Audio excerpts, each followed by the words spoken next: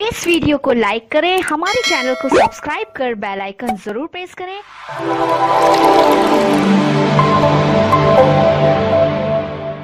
1962 भारत और चीन युद्ध के बाद आज भी सीमा पर विवाद कमोवेश उसी स्थिति में है और यह रहस्य भी है कि चीन ने भारत पर 1962 में हमला क्यों किया था। इंडियन डिफेंस रिव्यू में 7 मार्च 2015 को एक लेख छपा। यह लेख मेजर जनरल ऑफिसर करीम द्वारा लिखा गया था। इसमें उन्होंने भारत को चीन से होने वाले संभावित खतरों की ओर इशारा किया था। उन्होंने लिखा था, अब समय आ गया है जब भारत को अपनी सैन्य क्षमताओं और नीतियों में सुधार करते हुए चीन को जवाब देने के लिए तैयार हो जाना चाहिए।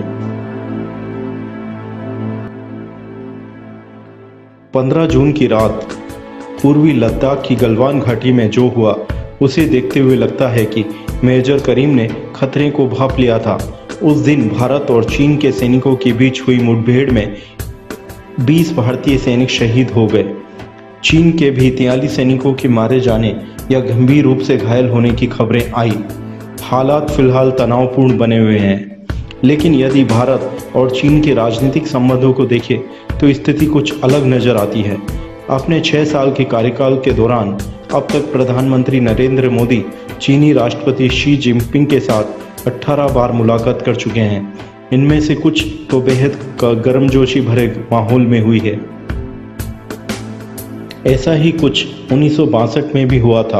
उस वक्त भी हालात कमोबेश आज जैसे ही थे। सीमा पर जो क्षेत्र तक विवादास्पद थे वे आज भी वैसे ही हैं। तब भी कुछ सैन्य विशेषज्ञ चीन से संभावित खतरों के लिए चेतावनी दे रहे थे। राजनीतिक यात्राएं और वार्ताएं भी तब भी जारी थी, बल्कि उस दौर में तो हिंदी चीनी भाई भाई जैसे नारे भी गूंजा करते थे। लेकिन तब चीन ने भारत पर आक्रमण कर दिया, इसलिए 1962 का वह युद्ध आज तक एक रहस्य बनकर रह गया है।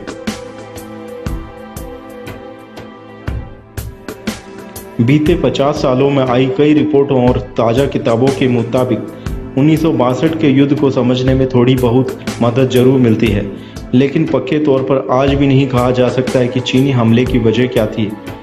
इतिहासकार रामचंद्र गुहा ने अपनी प्रसिद्ध किताब इंडिया आफ्टर गांधी में काफ़ी विस्तार से उन परिस्थितियों का जिक्र किया है जिनके चलते पंडित जवाहरलाल नेहरू और तत्कालीन चीनी प्रधानमंत्री चाओ इन लाई की दोस्ती धीरे धीरे फीकी पड़ी और अनंत दोनों देश युद्ध में उलझ गए। भारत और चीन के बीच तिब्बत का मसला कैसे आया?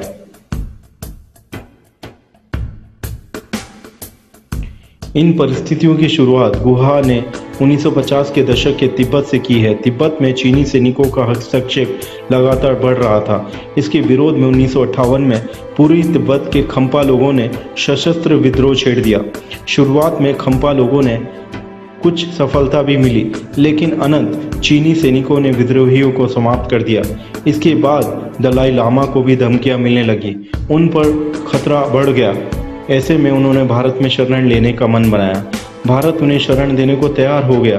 प्रधानमंत्री नेहरू से मिलकर दलाई लामा ने उन्हें खम्पा विद्रोह के बारे में जानकारी दी। नेहरू ने दलाई लामा को बताया कि भारत तिब्बत की आज़ादी के लिए चीन से युद्ध नहीं कर सकता। साथ ही नेहरू ने यह भी कहा कि सारी दुनिया मिलकर भी तिब्बत को आज़ाद नहीं करवा सकती जब तक कि चीन ही पूरी तरह से नष्ट ना हो जाए।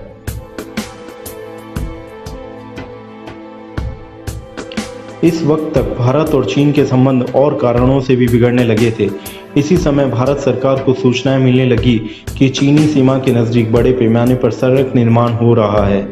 जुलाई 1958 में चीन की एक सरकारी पत्रिका चाइना पेट्रोलिकल में कुछ विवादास्पद नक्शे छापे गए। इन नक्शों को नेफा नॉर्थ ईस्ट फ्रंटियर एजेंसी यानी आज का अरुणाचल प्रदेश और लद्दाख के बड़े इलाके को चीन का हिस्सा दिखाया गया था। दिसंबर 1958 में जवाहरलाल नेहरू ने चीनी प्रधानमंत्री को इस संबंध में एक पत्र लिखा। इन नक्शों में जिस तरह से भारतीय इलाकों को चीन का हिस्सा दिखाया गया था, उस पर नेहरू ने अपना विरोध दर्ज करते हुए लिखा था कि जब 1956 में उन दोनों की मुलाकात हुई थी तो चीनी प्रधानमंत्री ने मैकमोहन लाइन को स्वीकारते हुए मान्यता देने की बात कही थी। तब दोनों इस बात पर भी सहमत थे कि भारत और चीन के बीच कोई बड़ा सीमा विवाद नहीं है।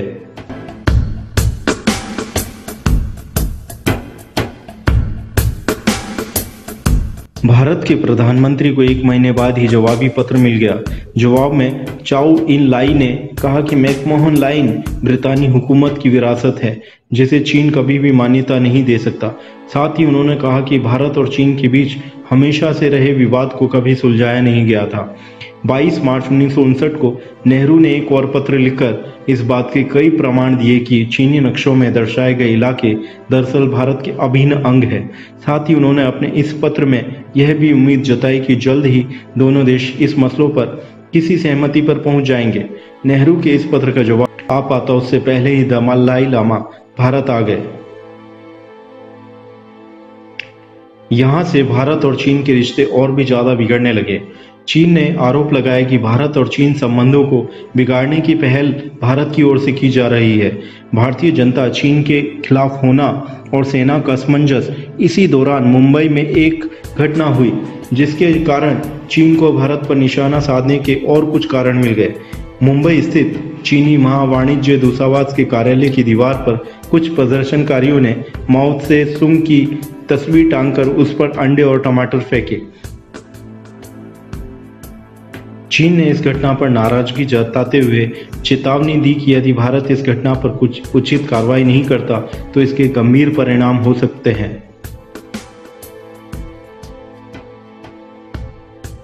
भारत चीन संबंध जिस तेजी से सीमा पर बिगड़ रहे थे, लगभग उसी गति से भारतीय जनता ने भी चीन के खिलाफ माहौल बना रहा था।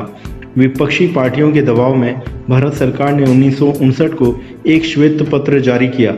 इसमें उन्होंने पिछले 5 वर्षों में चीन से हुए पत्राचार का ब्यौरा दिया। इस श्वेत पत्र के सार्वजनिक होने से भारतीय जनता को चीन द्वारा सीमा पर की जा रही गतिविधियों की पूरी जानकारी मिल गई।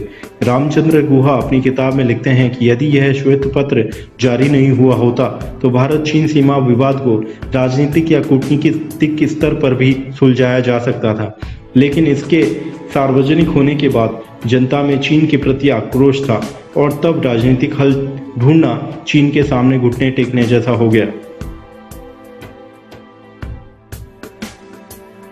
उस दौर में वी.के. कृष्णा मेनन केंद्रीय रक्षा मंत्री थे। वे प्रधानमंत्री के काफी करीबी माने जाते थे।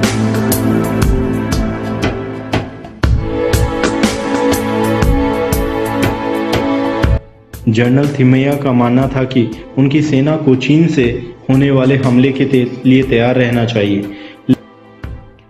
लेकिन रक्षा मंत्री मेनन उनकी बात को नजरअंदाज करते रहे। मेनन को लगता था कि भारत को असल खतरा चीन से नहीं बल्कि पाकिस्तान से।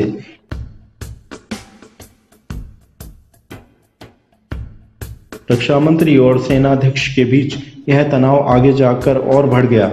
अगस्त 1959 में मेनन ने B.M. कोल नाम के एक अधिकारी को लेफ्टिनेंट जनरल नियुक्त किया। जनरल थिमैया ने इसके विरोध में प्रधानमंत्री को अपना इस्तीफा भेज दिया। हालांकि प्रधानमंत्री नेहरू ने जनरल थिमैया को इस्तीफा देने से तो रोक लिया, लेकिन इस घटना से सारे देश में रक्षा मंत्री के खिलाफ माहौल बन गया। उन पर पहले से भी वामपंथी समर्थक होने के कारण चीन के प्रति सहानुभूति रखने के आरोप लगते रहे थे।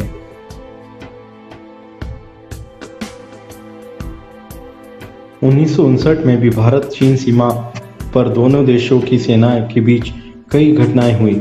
इस समय दोनों देशों के बीच पत्राचार भी लगातार चल रहा था। 1960 में नेहरू ने चाउ एन लाई को भारत आने का न्योता दिया। इससे पहले जब 1956 में चीनी प्रधानमंत्री भारत आ चुके थे, तब उनका बड़ी गर्मजोशी से स्वागत किया गया। लेकिन 1960 में हालात बिल्कुल अलग थे। हिंदू महासभा ने चाउ एन लाई के विरोध में काले झंडे दिखाए। जहां 1956 में उनकी भारत यात्रा के दौरान हिंदी चीनी भाई भाई जैसे नारे दिए गए थे, वहीं इस बार यह नारे बदलकर हिंदी चीनी बाय बाय हो चुके थे। चाउ एन लाई की इस यात्रा के बाद भी भारत चीन सीमा विवाद जिसका तस ही बना रहा। दोनों देश इस यात्रा को बातचीत के बाद किसी भी सहमति तक नहीं पहुंचा पाए। युद्ध की शुरुआत और अंत 1962 के मई जून में अचानक सीमा पर गोलीबारी की घटनाएं बढ़ गई। चीनी सेना की कई टुकड़ियां भारतीय सीमा के भीतर घुस आई। भारतीय सेना के पास इसका मुकाबला करने के लिए न तो पर्याप्त हथियार थे और न ही सैनिक। युद्ध के बीच में ही जनरल कौल छाती में दर्द होने के कारण सीमा से लौटकर दिल्ली आ गए। बिना किसी नेतृत्व के सेना के जवान 5 दिन तक लड़ते रहे, जिसके बाद नेफा के तवांग के इलाके पर चीन ने कब्जा कर लिया। रक्षा मंत्री मेनन को आखिरकार मंत्रिमंडल से निकाल दिया गया और भारत अब अमेरिकी मदद लेने की दिशा में आगे बढ़ने लगा। अब तक चीनी सैनिक नेफा में इतने आगे बढ़ चुके थे कि जल्द ही असम के भी उनके हाथ से जाने का खतरा पैदा हो गया।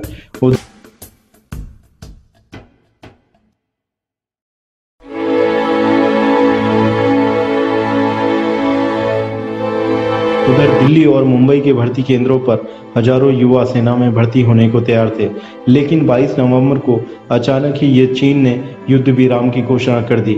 इस युद्ध का अंत भी इसकी शुरुआत की तरह ही एक रहस्य था। नेफा में चीन ने अपने सैनिकों को मैकमोहन लाइन से पीछे कर लिया और लद्दाख क्षेत्र में भी वह उस स्थिति में वापस लौट गए जो पहले थी। चीन ने अचानक ही अपने सैनिकों को वापस बुलाकर युद्ध विराम की घोषणा क्यों की? इस सवाल के जवाब में भी सिर्फ कयास ही लगाए जा रहे हैं। कुछ लोगों का मानना है कि चीन इसलिए घबरा गया था कि अब वामपंथी पार्टियों समेत भारत की सभी विपक्षी पार्टियां सरकार के साथ एकजुट होकर चीन का विरोध कर रही थी। अमेरिका और ब्रिटेन का भारत को समर्थन करना और हथियार भेजना भी एक कारण माना जाता है, जिससे चीन को युद्ध विराम पर मजबूर कर दिया। वहीं एक तर्क यह भी दिया जा रहा है कि सर्दियों में वह सारा इलाका बर्फ से ढक जाता है। ऐसे में चीनी सेना ज़्यादा समय तक अपने सैनिकों को मदद नहीं पहुंचा सकती थी, इसलिए उनके पास वापस लौट जाने का ही विकल्प बचा था।